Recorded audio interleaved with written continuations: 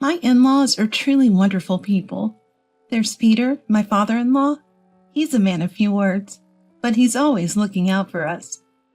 And Isabella, my caring and kind mother-in-law, treats me just like her own daughter. I feel incredibly lucky to have them as a family. Or at least that's what I thought. This is a story about a challenging incident involving me and my sister-in-law, Brittany. My name is Monica. I'm 28 years old. My husband Carter is 2 years older than me. We're coming up on our first wedding anniversary. Meeting Carter was a happy coincidence that happened when I joined my current company. I fell head over heels for him when he frequently visited our office for business meetings while I was working at the front desk. Carter reciprocated, striking up conversations with me every chance he got, and after a long friendship, we began dating. Things went smoothly, and eventually we tied the knot. Some people cautioned, "Aren't you rushing into this? Maybe you should be more careful." But I had faith in his character, and I respected him. I believed that being with him would make me happy. And true to my expectations, Carter's kindness didn't fade after marriage. Our relationship remained as strong as when we were dating. His parents also loved me very much, and we were able to live a happy married life. Especially Isabella welcomed me into the family with open arms. I grew to love Isabella like a mother. According to famous stories, Isabella had a difficult time with her own mother-in-law when she married Peter. Based on her own experiences, she was determined to be a better mother-in-law when her son got married. "Monica, if you ever have any concerns, please feel free to talk to me," Isabella told me soon after our wedding. "Thank you, Isabella. And that includes any complaints about Carter." "Huh, you're too much, Isabella." Our relationship was so good that we could share jokes like this. Thinking about their twilight years, we decided to live in an apartment, a 10-minute walk away from my in-laws' home. We visited them often and regularly shared meals with them. All seemed well in our married life. That was until a few months later, when we found ourselves threatened by someone. It was just 2 months into our marriage when trouble erupted with Brittany. 3 years Carter's senior, Brittany had a particular fondness for her brother that surprised many. It even caused Carter some distress in the past. It seems Carter had his share of struggles with this in the past as well. I knew from the start that Brittany had her gripes, and I had a sense of how infatuated she was with Carter. But the reality, way beyond what I had imagined. When Carter and I decided to get married, Brittany wasn't exactly thrilled. And when she found out I worked as a receptionist, she didn't hold back. "You're a receptionist? Oh, how nice. You get paid just to sit around, huh? You probably flirted with Carter to land that job, right? That's the impression I had of receptionists. Poor Carter, falling for a gold digger like you." She said all this while Carter was right there, listening. She probably just couldn't stand the idea of her adorable little brother getting married and slipping out of her control. Brittany always had this displeased expression whenever she was around me. Funny enough, Brittany's actually married. She lives with her husband Ricky in an apartment about a 10-minute walk from our in-laws' place. So Brittany and I are essentially neighbors. Our lives overlap a lot, leading to frequent run-ins. "Hey, where are you off to?" I bumped into Brittany as I was heading out for groceries. "Oh, Brittany, I'm just on my way to the supermarket." "You're not going to the closest one, are you?" Yes, actually." "Could you not? I'm going there too. I can't handle running into you even when I'm out shopping." "I mean, it's the cheapest and has the best selection." Although I was confused by Brittany's comment, I responded desperately. "But the cheapest supermarket nearby is that one. They have a good selection." "I don't care about your reasons. Just listen to me." With that, she gave my shoulder a hard shove. "Ouch!" Serves you right.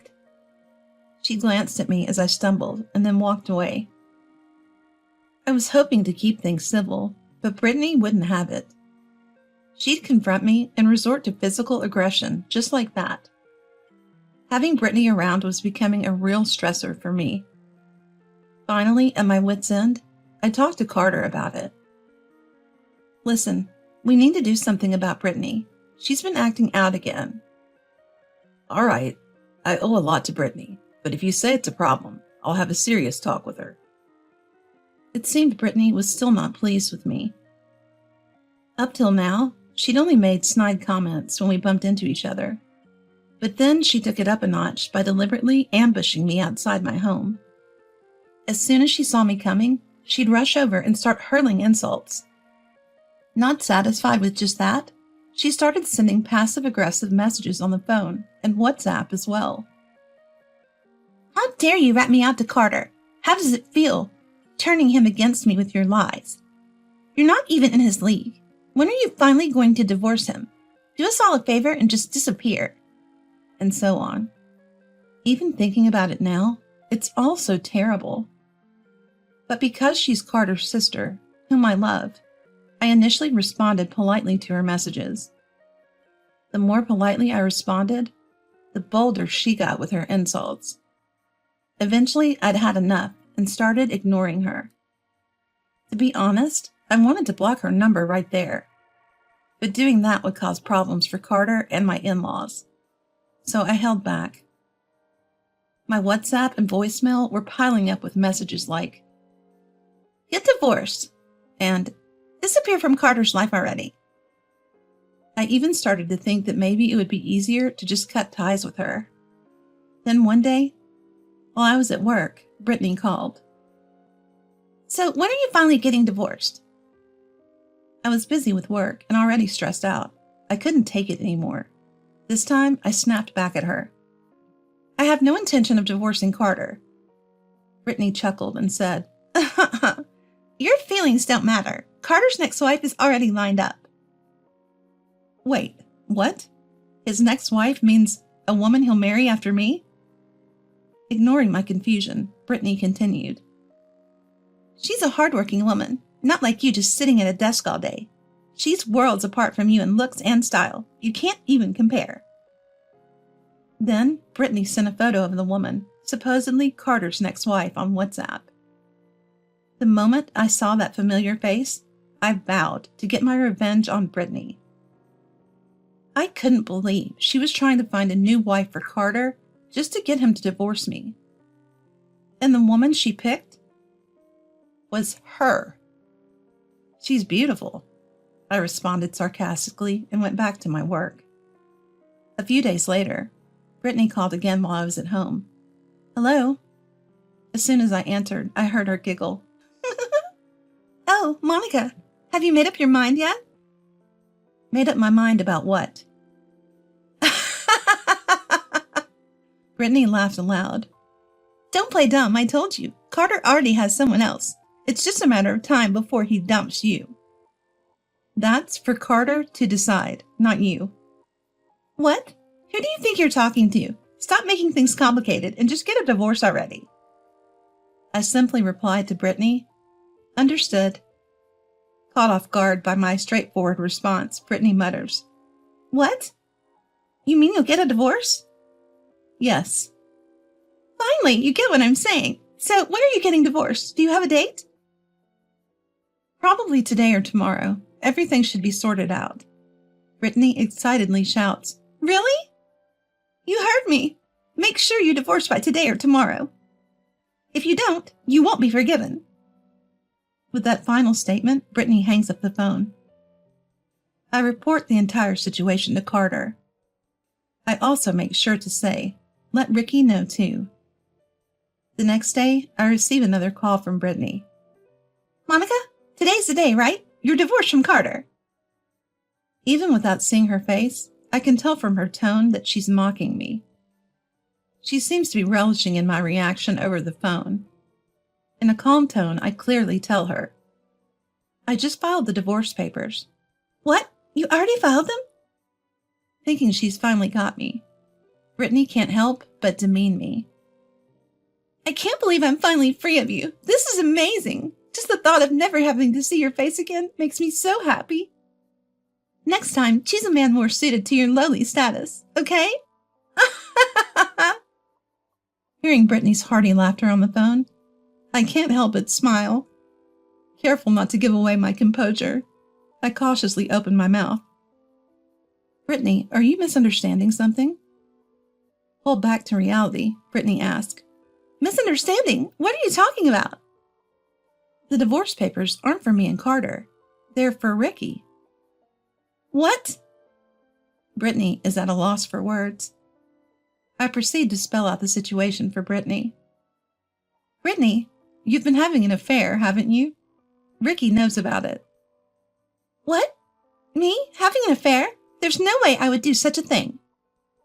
He's known for a while now, actually. Carter and I heard it from Ricky himself. I guess Brittany had always planned to divorce Ricky. She'd even prepped the divorce papers, all signed and ready to go. Her plan was to marry her current boyfriend and set up her beloved brother Carter with the boyfriend's sister. That way she could stay close to Carter forever. When Ricky discovered the affair, he also found those signed divorce papers at home. He added his own signature and filed them without telling Brittany. Brittany's voice trembled as she said, Is this a joke? Her voice was lower than I'd ever heard it. Why? Why would you do that? You see, Brittany had previously sent a picture of Carter's future wife. Turns out she's a sister of Brittany's secret lover. I recognized her because she's in sales and frequents my workplace. Since I work at the reception desk, I always see her come in. One day, I showed her Brittany's picture and asked about their relationship. She spilled the beans immediately. She's my brother's girlfriend, she said. I reported this to my brother-in-law, Ricky, and that led us to hatch this plan. Life never works out as perfectly as this. Her admission gave us all the evidence we needed to uncover Brittany's real intentions. Hearing about the scheme, Brittany got frantic and raised her voice. You knew all along? Well, I guess so. You pulled Ricky into this elaborate scheme? Yes, exactly.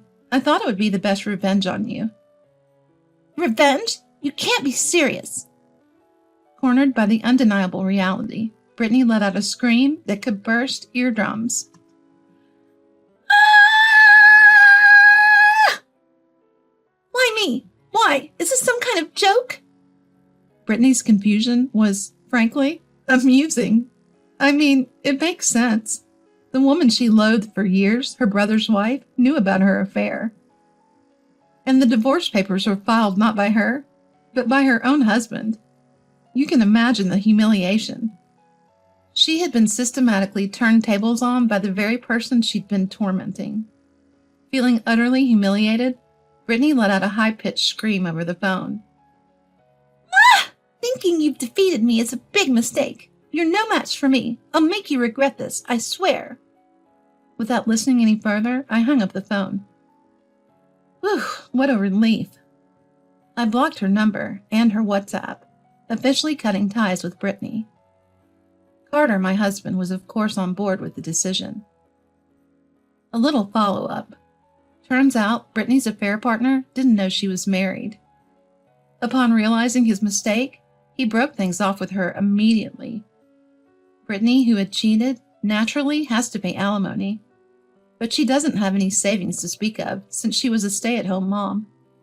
Now she's juggling multiple part-time jobs just to make those payments. Her life has become a daily struggle, something I couldn't have imagined before. As for us, we decided to move because of Carter's job transfer.